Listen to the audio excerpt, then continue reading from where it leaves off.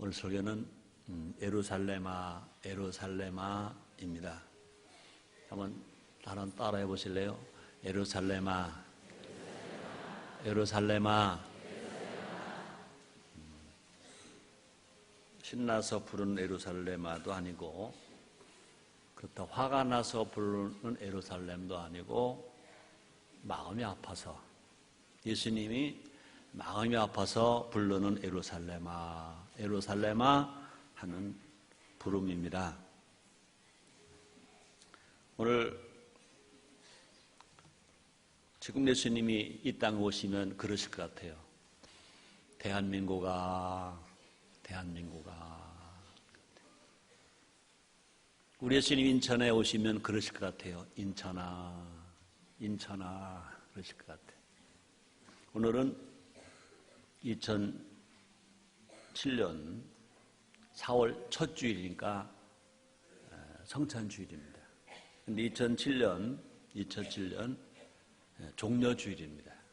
내일부터 토요일까지가 고난주간이고, 다음 주일이 그렇게 우리가 그렇게 기다리는 이 부활주일입니다. 그러니까 부활주일 앞에 고난주간이 있고, 고난주간이 시작되는 주일이 종려주일입니다. 그래서 오늘이 종려주일, 내일부터 토요일까지가 고난주간이 시작됩니다. 우리는 그동안 고난주간을 잘 지켜왔습니다. 근데 고난주간만 알아서 안 되고 종려주일의 의미도 알아야 한다. 종려주일의 의미도 깊이 묵상해야 된다, 그 말인 것입니다. 이 종려주일이란 예수님께서 예루살렘에 입성하신 날입니다. 예수님께서 예루살렘에 입성하신 날입니다. 이 복음서를 보면 종려주일의 중요성을 잘 알 수 있습니다. 이 복음서에는 예수님에 관한 기록이 많이 기록되어 있습니다. 사실 복음서는 모두가 다 예수님에 대한 기록으로 꽉 차 있습니다. 그런데 그 중에서 사복음서, 마태복음, 마가복음, 누가복음, 요한복음, 이 사복음서에 나오는 사건은 그렇게 많지 않습니다. 사복음서에 똑같이 나오는 사건은 예수님의 갈릴리 전도, 또 한 가지가 물고기 2마리와 보리떡 5덩어리 가지고 5,000명을 먹이시고 12광주 남게 하신 오병의 기적, 그 다음에 예수님과 제자들의 최후의 만찬, 그 다음에 십자가의 죽음, 그 다음에 예수님의 부활 사건이 마태, 마가, 누가, 요한 사복음서에 똑같이 기록되는데, 그 중에 하나가 또 있습니다. 이 종려주일입니다. 예수님께서 예루살렘으로 입성하신 종려주일 사건이 이 사복음서에 기록되어 있습니다. 그러므로 사복음서에 나온다는 일은 그만큼 중요하다는 것입니다. 이 시간 예루살렘 입성하시는 예수님의 모습을 살펴보자는 것입니다. 한번 찾아보자는 것입니다. 그래서 우리 모두가 다 예수 그리스도인 된 우리가, 예수님의 제자된 우리가, 예수님의 신부된 우리가, 예수로 구원받은 우리가, 그리스도인 된 우리가 예수님의 마음을 품어보자는 것입니다. 사랑하는 성도 여러분들이 오늘 종려주일을 맞이해서 예수님의 마음을 가지시기를 원하시면 아멘 하겠습니다. 한번 따라 하시겠습니다. 나도, 우리도 예수님의 마음을 품기 원합니다. 아멘. 첫째로 나귀를 타신 왕. 예수님이 예루살렘 입성하실 때 나귀를 타셨습니다. 예수님은요 예루살렘 근처까지 오셨습니다. 누가복음 19장 28절 29절 상반절에 이렇게 기록되었습니다. 예수께서 이 말씀을 하시고 예루살렘 향하여 앞서서 가시더라. 감람원이라는 산에 벳바게와 베다니에 가까이 왔을 때 예수님이 걸어서 지금 예루살렘 입성하시기 위해서 오시는 것입니다. 그런데 벳바게라는 데 와서 예수님이 이제 멈추시는 것입니다. 벳바게와 베다니는 예루살렘에서 불과 3km밖에 떨어지지 않았습니다. 걸어서 가면 그저 한 30분 정도 갈 수 있는 그 거리만 남은 겁니다. 그런데 그곳에서 예수님이 멈추신 겁니다. 우리가 웃으면서 말하면 예수님 때를 쓰시는 겁니다. 나 이제 걸어가기 싫다. 나 걸어가기 싫다. 그러시는 겁니다. 충분히 걸어갈지는 짧은 거리입니다. 남은 거리가 힘이 드는 거리도 아닙니다. 그런데 안 걸어가시겠다는 겁니다. 예수님은 갑자기 제자 둘을 부르셨습니다. 그래서 누가복음 19장 30절에 보니까 나귀 새끼를 끌고 오라. 말을 끌고 오라 그 말도 아닙니다. 나귀를 끌고 오라 그 말도 아닙니다. 나귀 새끼를 끌고 오라.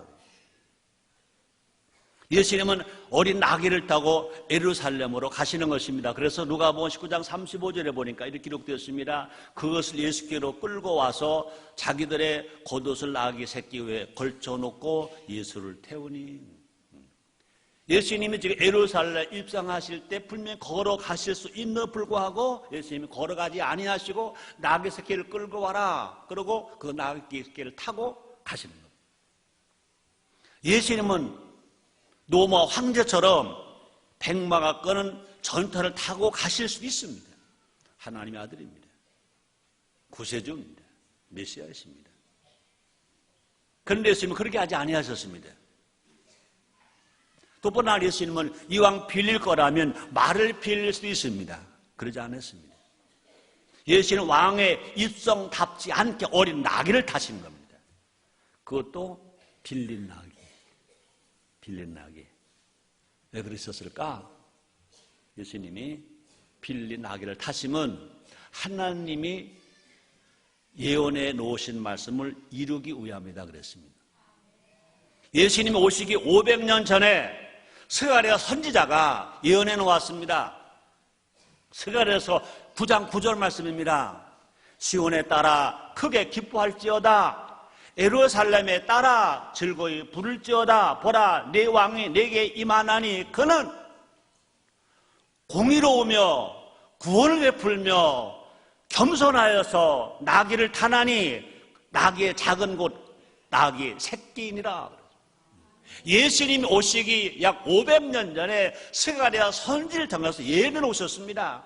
예수님이 예루살렘 입성할 때 걸어가지 아니한다. 말을 타지 않는다. 빌린 나귀 새끼를 타고 한다. 그런데 그분은 누구냐? 공의롭다. 구원을 베푼다. 겸손하다. 이렇게 말했습니다. 예수님이 땅에 오셔서 하신 일은 어느 한 가지도 예언해 놓지 아니하신 말씀을 하신 일이 없습니다. 예수님이 땅에 하신 일은 예수님 성경에 기록되어 놓으신 말씀 하나 빼지 않고 모두를 다 이뤄 놓으셨습니다. 만왕의 왕께서 나귀를 타고 오시는 겁니다. 말은요 얼마나 멋진지 몰라요. 말은요 전쟁에 사용됩니다. 말은요 아주 용맹스러운 것으로 상징됩니다. 근데 나귀는 전쟁으로 상징되지 않습니다. 나귀는 평화로 상징합니다. 나귀는 겸손으로 상징합니다. 우리 예수님이 말을 타지 아니하시고 나귀를 타고 하시는 것은 뭐냐? 평화를 상징하시고 겸손을 상징하시기 위해서 예언해 놓으신 말씀 그대로 예수님은 나귀를 타고 입성하시는 것입니다. 예수님은 군림하기 위함이 아니라 섬기러 오셨습니다. 예수님은 높아지기 위함이 아니라 낮아지기 위해서 오셨습니다. 우리 예수님은 오셔서 겸손하게 십자가의 길을 가셨습니다. 우리 모두 나귀 타고 오시는 예수님을 영접합시다. 인정합시다. 환영합시다. 모셔드립시다. 얼마나 감사합니까? 여러분도 감사하고 우리도 감사하고 아마 예수님도 기뻐하실 겁니다. 말 탄 예수가 아니고 빌린 나귀 탄 예수를 너희들이 나를 영접했구나. 나를 하나님 아들로 인정해 주었구나. 나를 구세주로 너희들이 영접했구나. 우리 하나님이 기뻐하실 것 같습니다. 우리는 그 예수님을 마음을 겸손히 무릎을 꿇고 왕의 왕 되심을 인정하고 환영하고 모셔드리고 찬양하는 우리가 됩시다. 또 뿐 아니라 평화와 겸손의 왕이신 예수님께 영원한 안식이 있음을 우리 고백해야 할 것입니다. 예수님 친히 말씀하셨습니다. 마태복음 11장 28절입니다. 수고하고 무거운 짐진 자들아 다 내게로 오라 내가 너를 쉬게 하리라 말씀하셨습니다. 또 그 이어서 마태복음 11장 29절입니다. 난 마음이 온유하고 겸손하니 나의 멍에를 먹어 내게 배우라 그래야 너희 마음이 쉼을 얻으리니 그랬습니다. 두 번째, 호산나 다윗의 자손입니다. 예수님 예루살렘으로 향해서 가시자 무리가 몰려들었습니다. 사람들은요 자기의 겉옷을 벗어서 안장을 만들어 드렸습니다. 뿐 아니라 겉옷과 나뭇가지를 길에 막 펼칩니다. 뿐 아니라 종려나 말을 가지고 흔들며 찬양을 불렀습니다. 이렇게 성경에 기록되었습니다. 마태복음 21장 9절입니다. 앞에서 가고 뒤에서 따르는 무리가 소리질러 가로되 호산나 다윗의 자손이여 찬송하리로다 주의 이름으로 오시는 이여 가장 높은 곳에서 호산나 하더라. 그러고 많은 사람들이 막 예수님을 환영하고 찬양합니다. 제자들이 흥분한 것은 이유가 있었습니다. 그들이 흥분한 것은 이유가 있었습니다. 무리들이 몰려오는 같은 이유가입니다. 그들은 기대했던 겁니다. 예수님께서 당장 새 나라를 세울 것을 기대했습니다. 로마 제국으로부터의 해방을 기대했습니다. 부패한 지도자들이 심판받을 걸 기대했습니다. 그래서 누가복음 19장 11절 하반절에 이렇게 기록되어 있습니다.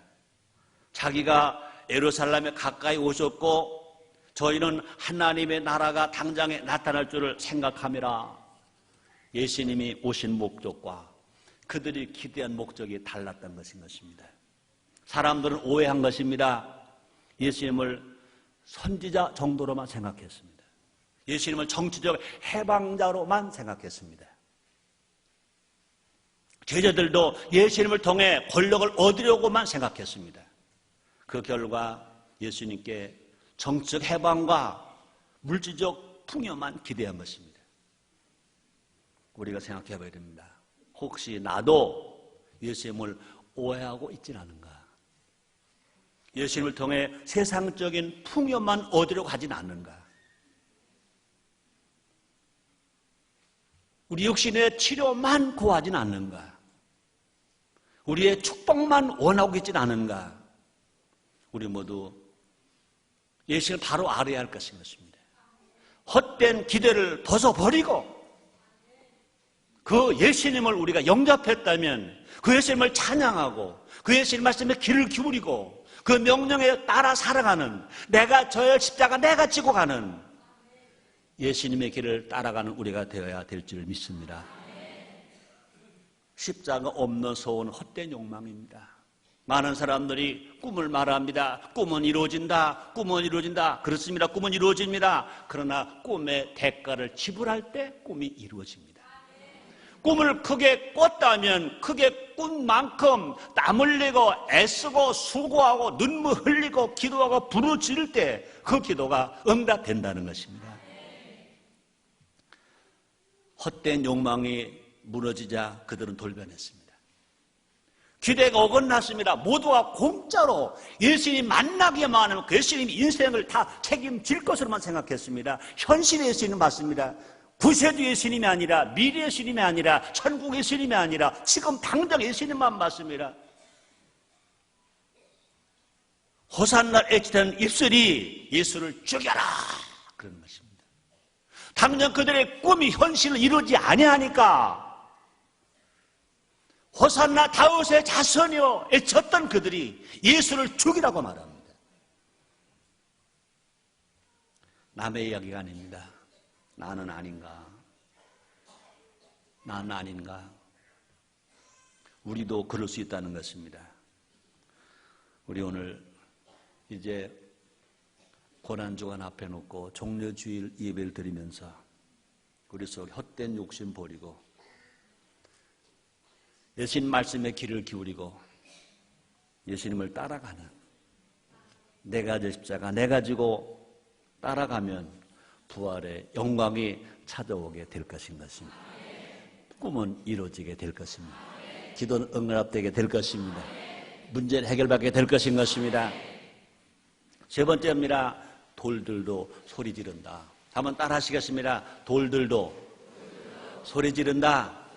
그렇습니다. 수많은 무리가 찬양하자 바리새인들이 막 항의를 합니다. 이렇게 항의했습니다. 누가복음 19장 39절입니다. 무리 중 어떤 바리새인들이 말하되 선생이여 당신의 제자들을 책망하소서 말했습니다.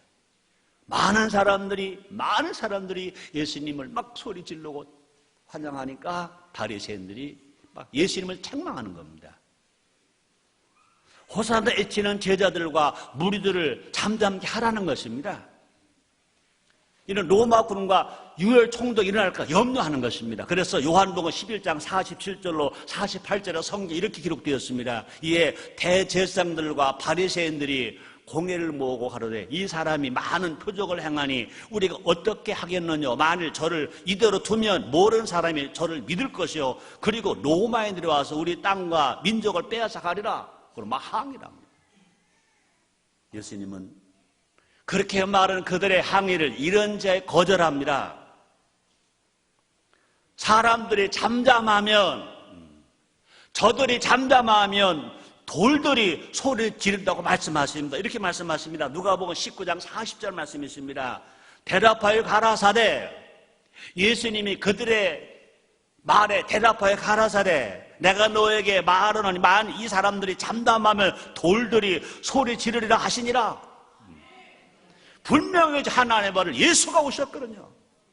근데 사람들이 호산나 호산나 하지 않으면 돌들도, 심지어 돌들이라도 소리 지를 것이다 하고 그들의 말을 거절하는 것입니다. 돌들이 호산나 외치며 찬양한다는 것입니다. 돌들이 하나님의 영광을 선포한다는 것입니다. 어떻게 보면 굉장히 의외의 발언입니다. 이해할 수 없는 발언입니다. 예수님은 당신이 드러날 것을 원치 않으시는 분이십니다. 예수님은 당신이 높아지는 것을 거부하셨습니다. 놀랍게도 지금은 찬양하는 것이 마땅하다고 말씀하십니다. 예루살렘의 진정한 왕이 입성하시기 때문입니다. 만물의 주인이 행진하시기 때문입니다. 예수님의 고난과 십자가는 가장 위대한 사건이기 때문에 그렇습니다. 하나님은 찬양 받으시기에 합당하신 분이시기 때문에 그렇습니다. 찬양 받으시기에 합당한 하나님을 사람들이 찬양하지 않으면 돌들로 찬양할 것이라는 겁니다. 우리도 예수님께 찬양과 영광을 올려드려야 됩니다. 따라합시다. 찬양합니다. 예수님, 호산나, 다윗의 자손이여 찬양합니다. 그렇습니다. 우리 모두 예수님께서 사신 말씀을 선포해야 할 것입니다. 예수님의 고난과 죽음을 증거해야 할 것인 것입니다. 우리가 잠잠하면 돌들이 소리 지른다는 것입니다. 그러므로 우리 하나님은요, 천사에게 맡기지 않은 복음 증거의 모든 사명을 우리에게 맡기셨습니다. 우리 모두 돌보다 못한 존재가 되지 맙시다. 우리 하나님이 우리를 하나님 아들로 삼으셨습니다. 찬양의 도구로, 전도의 도구로 사용하시는 것입니다. 우리가 하지 않으면 하나님은 돌들로도 하게 하신다는 것입니다. 이사야서 1장 3절에 이런 말씀이 있습니다. 소는 그 임자를 알고 낙일은 주인의 구유를 알건만은 이스라엘은 알지 못하고 나의 백성은 깨닫지 못하는도다 하셨도다. 구약에 이런 말씀을 듣는 이스라엘처럼 살지 말고 하나님께 사랑과 인정을 받아서 하나님 뜻을 알고 하나님 그 마음을 알고 주의 길을 가는 우리 모두가 됩시다. 예수님 하나님 아들이십니다. 구세주이십니다. 왕이십니다. 예수님은 찬양받기에 합당하신 분이십니다. 네 번째입니다. 예루살렘아, 예루살렘아. 나귀를 타신 예수님은 예루살렘 가까이 오셨습니다. 예루살렘에 가까이 가려면 감난산을 넘어야 합니다. 성지순례 가보신 분 아십니다. 감난산에 올라가면 두 가지 이유로 기분이 참 좋습니다. 아주 시원한 마음이 탁 터지는 것 같습니다. 첫째, 지중해에서 불어오는 바람 때문에 기분이 좋습니다. 많은 사람들이 성지순례를 합니다. 많은 여행자가 옵니다. 예루살렘을 찾아옵니다. 사람들은 긴 여행으로 지쳐 있습니다. 힘들어 있습니다. 그때 감난산에 딱 서면 지중해 서늘한 바람이 불어옵니다. 그때는요, 몸과 마음이 시원합니다. 어느 성지 순례객도 그곳에 서면야, 아, 좋다. 그럽니다. 야, 참 시원하다. 그럽니다. 또 한 가지가 있습니다. 마음만 시원한 것이 아니라, 바람만 시원한 것이 아니라, 눈이 좋습니다. 예루살렘이 한눈에 보이기 아주 기분이 좋습니다. 감난산은 예루살렘보다 높은 위치에 있습니다. 예루살렘 거룩한 성전이 한눈에 보입니다. 예루살렘 시가가 보이고 성전이 보입니다. 그 시각적으로 앞에 걸리는 게 아무도 없습니다. 얼마나 시각적으로 아름다운지 모릅니다.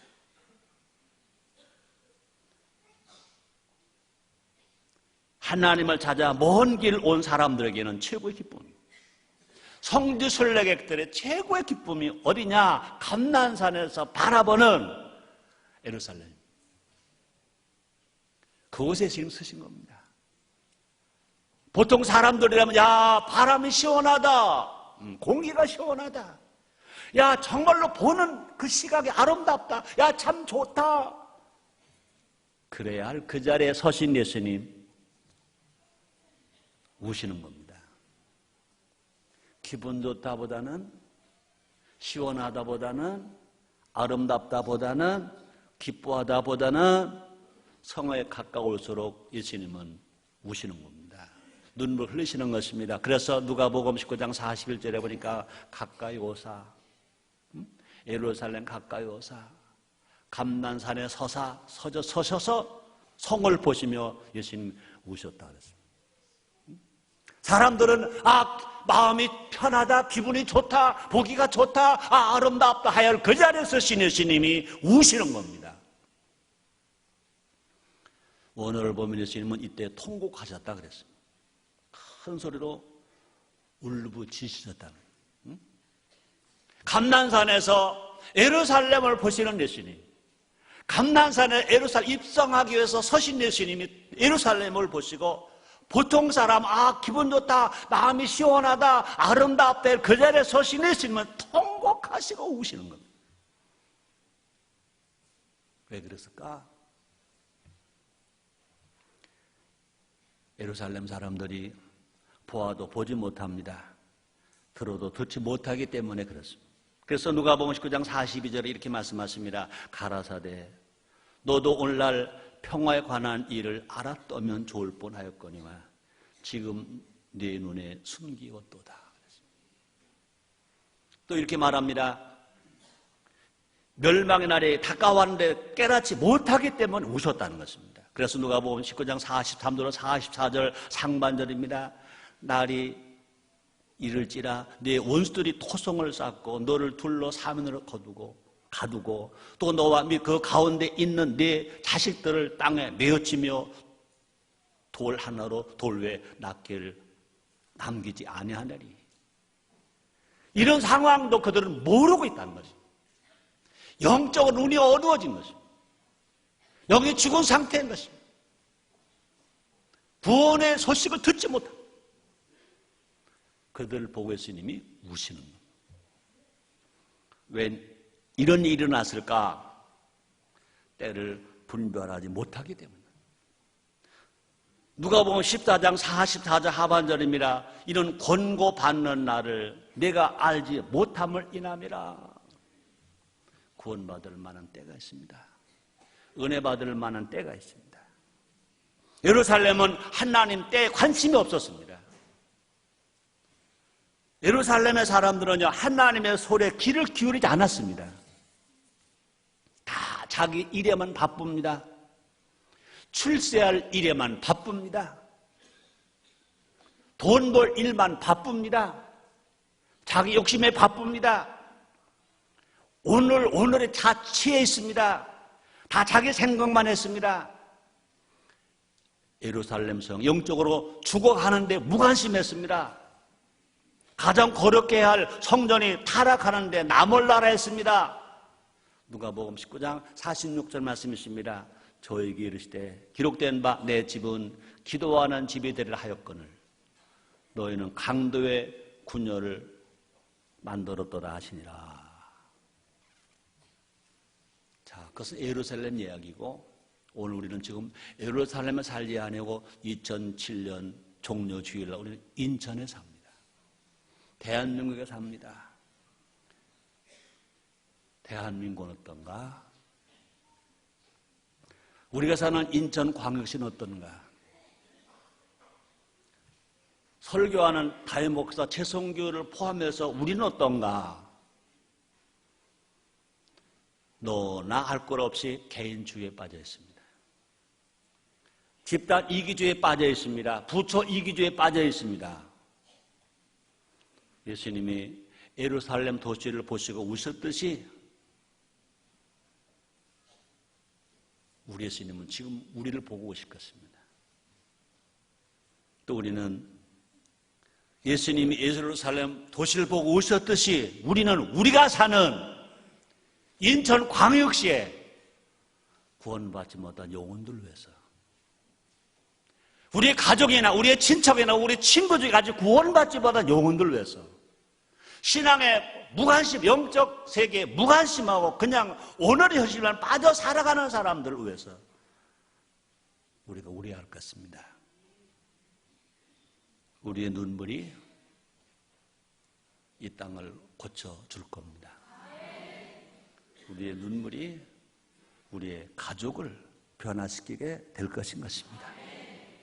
기도의 눈물이 이 도시 가운데 우리가 사는 인천, 우리가 사는 대한민국에 뿌려줘야 할 것입니다.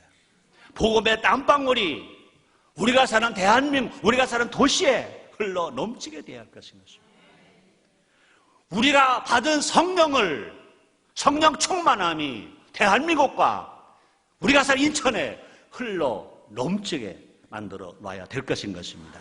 또 뿐만 아니라 우리 모두가 알아 손에 손을 잡고 화합의 손이 도시를 감싸야 할 것인 것입니다. 그래서 우리가 사는 인천을 복음화하고 성령화하고 성시화하고 뿐 아니라 한 단계 더 나가서 효도시 만듭시다. 우리가 사는 대한민국 민족이 복음화되고 저 북한 땅이 복음화되고 성령화되고 성시화되고 효도시, 효국가, 효나라가 되는 일을 위해서 우리가 기도해야 될 것이고 우리가 예수님 예루살렘아 예루살렘아 부른 것처럼 대한민국아 인천아 부르는 우리 모두가 됩시다. 그래서 복음으로 이 땅을 바꾸고 진실로 효도시, 효나라 만드는데 주역이 되는 우리가 되기를 원하시면 아멘 하겠습니다. 이를 위해서 우는 우리가 됩시다. 다섯 번째입니다. 고난의 길. 내일부터 고난주가 아닙니다. 오늘이 종료주의라고 그랬습니다. 예수님이 예루살렘에 입성하시는 것은 예수님의 고난의 길이 시작되는 겁니다. 드디어 예수님은 예루살렘 성 입성하셨습니다. 하늘 영광 보좌를 버리고 오신 길입니다. 천군 천사들의 경배를 뒤로 하고 오신 길입니다. 동에서에서 먼 것처럼 그 길은 아주 먼 길이었어요. 그 길을 이제 자처하고 오신 것입니다. 그래서 예루살렘의 길은 예수님에게는 큰 고난의 길입니다. 예수님은 제자들에 의해서 배신의 길로 내몰리십니다. 예수님은 무리들에 의해서 제 길로 내몰리십니다. 예수님은 부패한 정권에 의해 죽음의 길로 내몰리십니다. 뿐 아니라 그렇게 내맞으시는 예수님, 그렇게 가시관 쓰시는 예수님, 십자가를 지시는 예수님,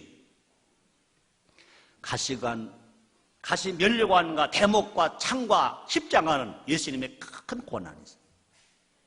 그뿐이 아닙니다. 어머니보다 먼저 죽는 부요의 고난도 겪었습니다. 어머니 마리아보다 먼저 주는 고난의 길을 가시는 것입니다.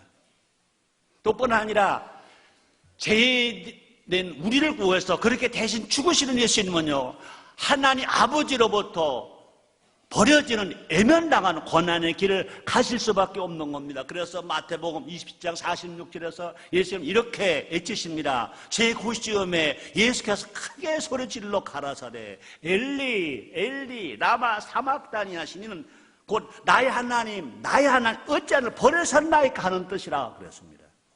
이것은요, 예수님 그렇게 매맞으신 것보다, 가시관 쓰신 것보다, 양성아발에 못을 박혀 십자가 빌려 죽으시는 그 육체의 고통보다 더 아프신 것이 뭐냐? 더 고통이 뭐냐? 하나님 아버지로부터 외면당하는 겁니다. 죄인이기 때문에, 죄를 대신해 죽으시기 때문에 외면당하는 겁니다.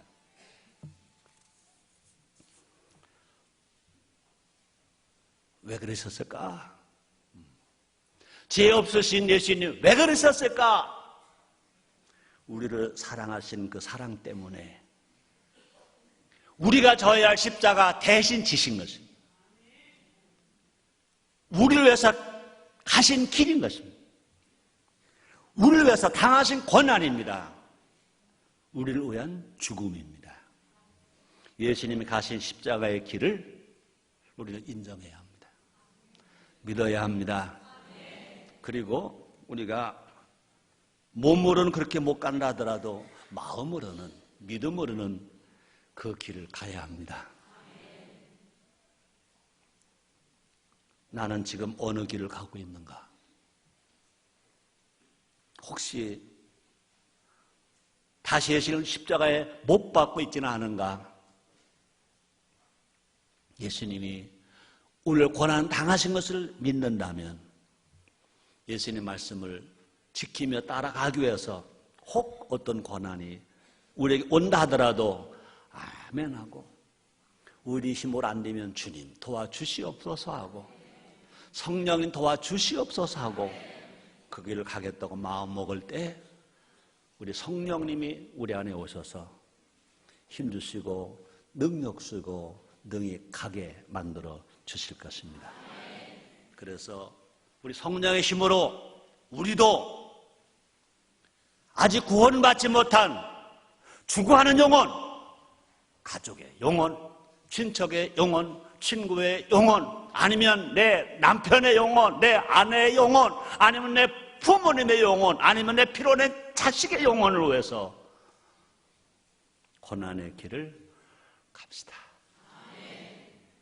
주님이 도와주실 겁니다. 결론입니다. 오늘 설교는 예루살렘아, 예루살렘아입니다. 예수님은 죽어가는 영혼들과 도시를 위해 우셨습니다. 우리 모두 예수님처럼 웁시다. 아직 구원받지 못한 영혼들 위해서, 우리가 사는 인천광역시를 위해서, 우리가 사는 대한민국을 위해서, 저 북한의 동포들을 위해서 우리가 예수님처럼 울면 세상은 복음으로 변화될 수 있습니다. 우리가 십자가 지고 가면 모든 사람이 사는 역사가, 변화 역사가, 희망의 역사가 일어나게 될 것입니다. 기도드립니다. 하나님, 예루살렘아, 예루살렘아, 예루살렘 입성하시면서 우신 예수님, 오늘 우리나라를 보고 대한민국아, 대한민국아, 우리가 사는 인천을 보고 인천아, 인천아, 예수님 믿었다고 하나 말씀도 살지 못하는 우리를 보고 성도요, 성도요 하신다고 생각하며 이 말씀을 듣습니다. 주님, 불쌍해 보시고 여기까지 기다려 주신 주님, 이제 변화되기 원합니다. 축복해 주옵소서. 은혜 주시옵소서. 성령으로만 역사하여 주시옵소서. 예수님의 이름으로 기도드리옵나이다. 아멘.